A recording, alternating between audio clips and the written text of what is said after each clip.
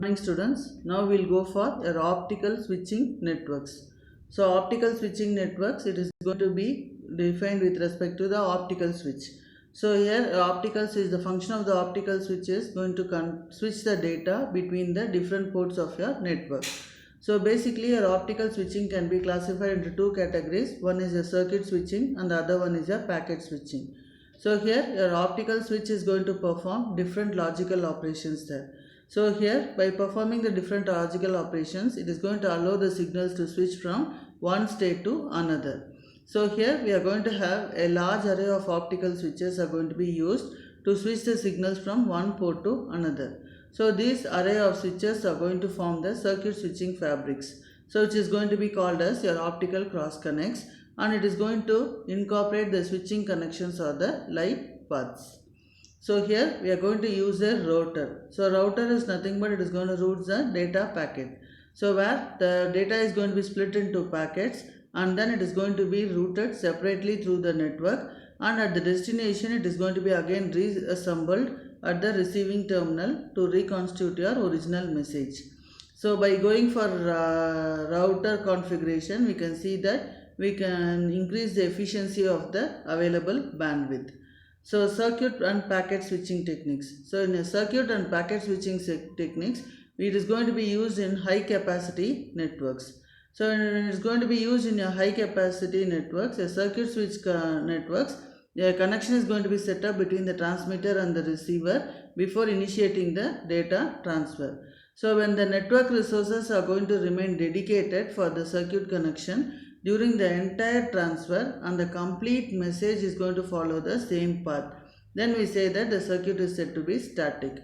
So the example of a static circuit switch network is going to be your SDH or SONET technology. So the network resources, it can be reallocated without being physically disturbed. That is, we can dynamically allocate the network resources there. So here next we will see about your optical circuit switch networks. So in a circuit switch networks, we are going to establish a connection between the source and the destination, and this connection is going to be present entirely for the full duration of the transmission of the message.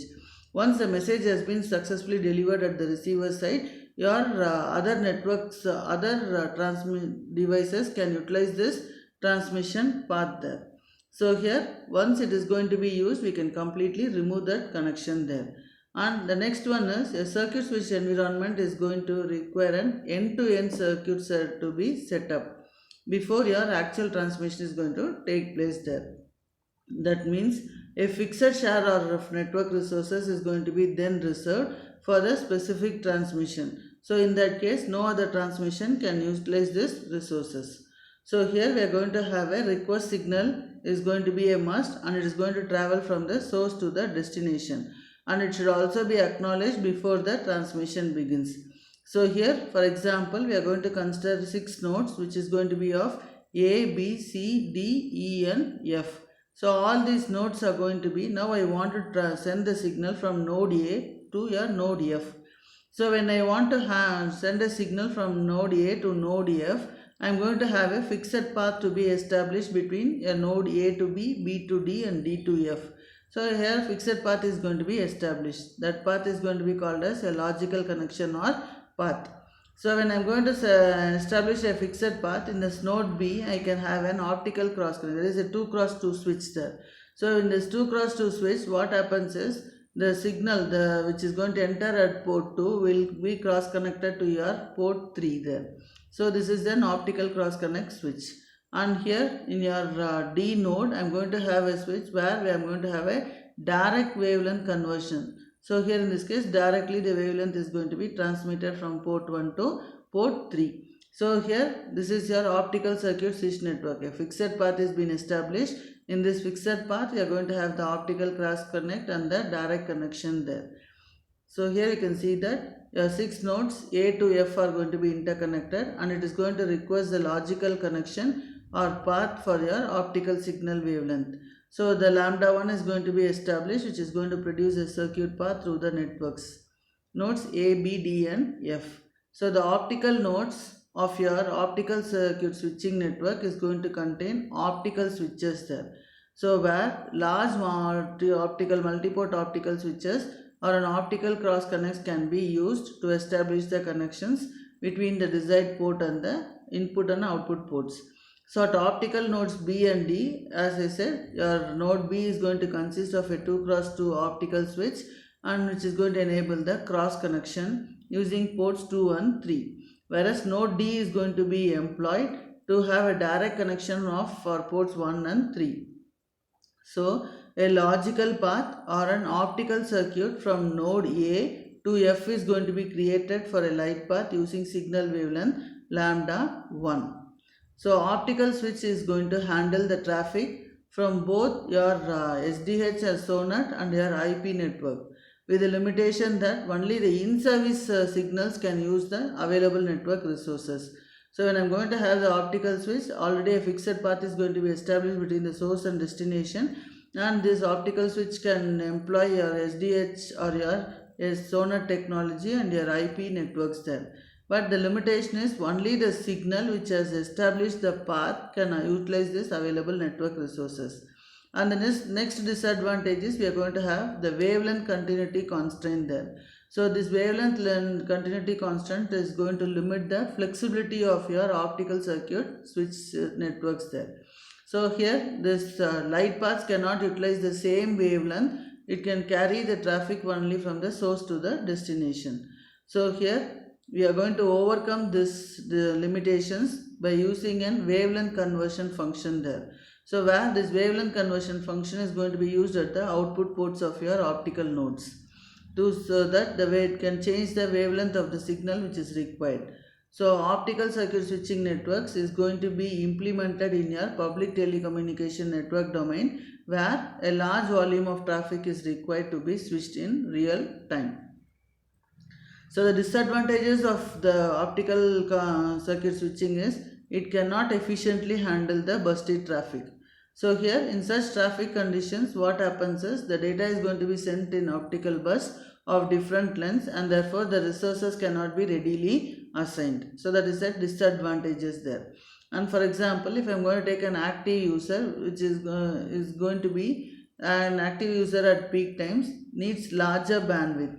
So when sending as a burst as compared with relatively little bandwidth for a non-active user, so the dynamicity is not available there. So here that is the disadvantages of your optical circuit switching. Bursted traffic. So this bursted traffic is going to be characterized by both your peak and the average bandwidth, and much of the bandwidth is going to remain unused. So with the transmission of the bursted traffic in an optical circuit switched network.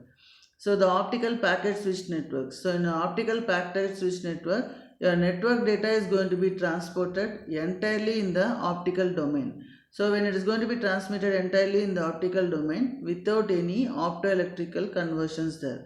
So the four basic functions are going to be routing, forwarding, switching, and then buffering. So here the routing function, as we know that it is going to provide the network connectivity information. So this network connectivity information can be got from a pre-allocated routing table, whereas the forwarding is going to define the output for each incoming packet. What should be the next node to forward the data packet there. So that forwarding is going to be done based on the routing table.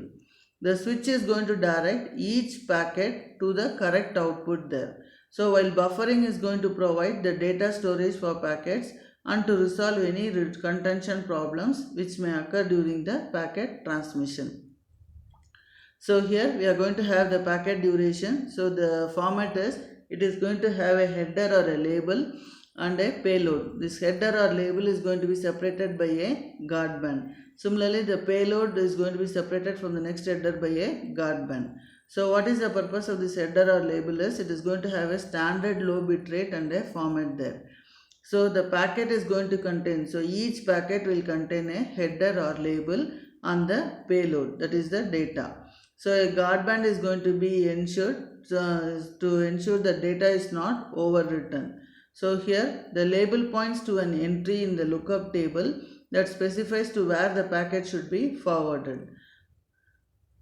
So here the labeling technique is going to be much faster than the traditional routing method. because each packet is going to be examined before a forwarding decision is going to be made. At the receiving node, these labels are required to be recognized from the lookup table, and then data is reassembled sequentially. The labels which is going to define the routing criteria, the label switching, which includes several functions involved in the labeling technique, such as assignment, recognition, swapping, and then forwarding. So the process of your address lookup is going to be replaced by the address matching using your optical correlators, where the switching devices are going to employ the digital logic gates to perform the optical pattern recognition, which is going to be similar to detect an address from a lookup table. So here we are going to have a set of optical correlators which can therefore determine whether a packet is going to be destined for a particular switch or not. So if the correlating the address encoded into the packet with the switch's own address. So if there is going to be a match, then the payload is going to be extracted and it is going to be processed. Otherwise, the packet will be forwarded to the next switch. Packets in an optical packet switch network can carry different types of network traffic. That is, it can be either a video traffic or a data. And therefore, such optical packet switching scheme can integrate the existing SDH or SONET and the IP based optical networks. So next we are going to see here multi-protocol label switching. So here a multi-protocol label switching is going to be an efficient designation, routing, forwarding and switching of the traffic flows through an optical packet switched networks. So it is going to use the labels to forward the traffic across the various multi-protocol label switching domains. When a label packet arrives at the label switching router, the incoming label will determine the path of this packet within the MPLS network. The MPLS label forwarding will then swap this label to the appropriate outgoing label and send the packet to the next network hop. So these labels again are going to be assigned to the packets, which is going to be based on grouping or forwarding the equivalence classes there. So the packets which are going to belong to the same forwarding equivalence class will receive the same treatment there. But the MPLS lookup and forwarding system is going to have an explicit control of the routing based on destination and source addresses. The packet label class is going to be assigned only once at the MPLS edge, and the packets are going to be switched based on the label information. Only then the MPLS is going to be a fast and efficient protocol. So as LSR is going to receive a packet from one interface, replace the incoming label in the MPLS header by an outgoing label, and then it is going to forward the packet out to another interface. Next is we are going to see here optical bus switching. So the optical bus switching it is going to operate at a sub-wavelength level there. So where it is going to provide for rapid step up and tear down of the optical network like paths. So we are going to go for a hybrid switching and routing technology, which is going to use an electronics to control the routing decisions by keeping the data in your optical domain as it passes through the optical node. So here the packets which is going to have a common destination are aggregated in the edge routing nodes, and it is going to be converted into a larger transmission units called bus or a data bus. So each of which is going to be transmitted separately from the data control packet called the bus header cell containing the necessary information there. So here we are going to have, these are the edge routers. So here we are going to have 4 edge routers. So this is your multiplexer where the signals are going to come from different devices. So different wavelengths are going to be multiplexed and it's going to be given to your edge router. So from the edge router, if I am going to see, the transmitter is going to transmit the signals and we are going to have the data bus there. So the data are going to be aggregated, the packets are going to be aggregated here, and then it is going to be sent as in the form of data bus, and we are going to have a bus header cell, and that is nothing but this is your control channel. So the optical burst is going to contain both the data burst as well as the burst header control, which is going to be traveling on the control channel there. So an ideal channel is going to on the access network is going to be selected, and a data bus is required to be sent. Then the BHC is going to travel on the control channel ahead of the before your data bus in time, and it is going to process electronically at every node along the path. So the optical bus switch edge router on receiving the BHC assigns the incoming bus to an available channel on the outgoing link, which is going to lead towards a desired destination, and it is going to establish a path between the specified channel on the access link, and a channel is selected to carry the bus. And it is also going to forward the bus header control on the control channel of the selected link after modifying the cell to specify the channel on which bus it is going to be forwarded. This process is going to be repeated at every routing node along the path to the destination. So here the bus header control is going to includes an offset field, which is going to contain the time between the transmission of the first bit of the BHC and the first bit of the burst, and a length field. So it is going to specify the time duration of the burst. So we can have one or several channels on each link, and it can be reserved for the control information. So where it can be used for dynamic assignment of the remaining channels to the user data bus. Thank you.